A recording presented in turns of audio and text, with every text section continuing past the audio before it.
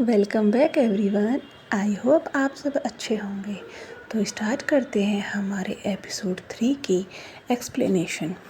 I know आप लोगों ने लास्ट वीडियोस देखी हैं, बट प्लीज़ कमेंट करके मुझे ज़रूर बताएं क्या आप लोगों को ये वीडियोस पसंद आ रही हैं या फिर आप कुछ और चेंजेस चाहते हैं।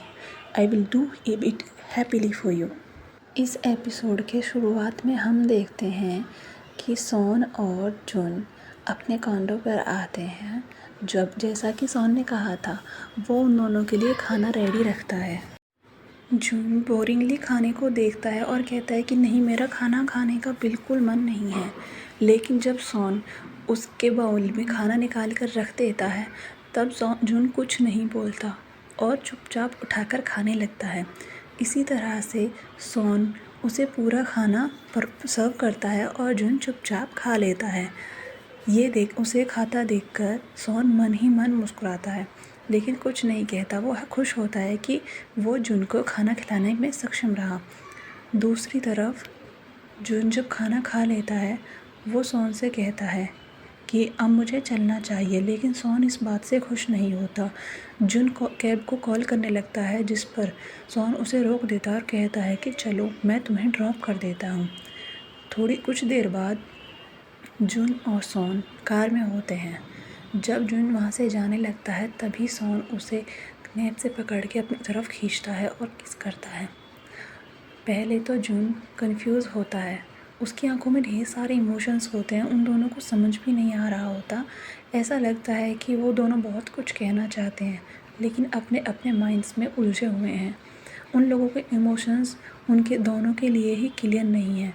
लेकिन फिर भी जुन उसे थैंक्स बोलता है ड्रॉप करने के लिए, और सोन को अंदर आने के लिए इनवाइट भी करता है। दूसरी तरफ हम देखते हैं कि ताय और वेन एक मीटिंग की डिस्कस कर रहे होते हैं।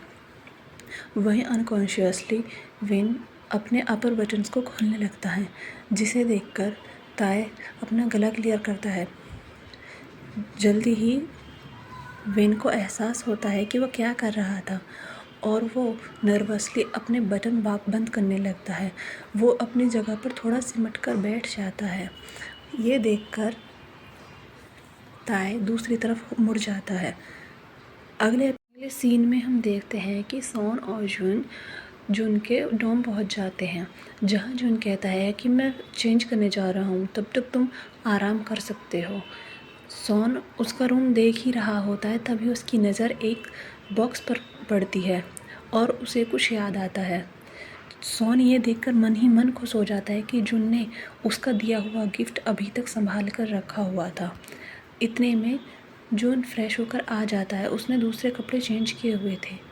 वो आकर सोन से पूछता है कि तुम इतना ध्यान से क्या देख रहे हो, मुझे समझ नहीं आता, तुम्हारा पता नहीं क्या चल रहा है। अनकॉन्शियसली जुन सोन के सामने झुकता है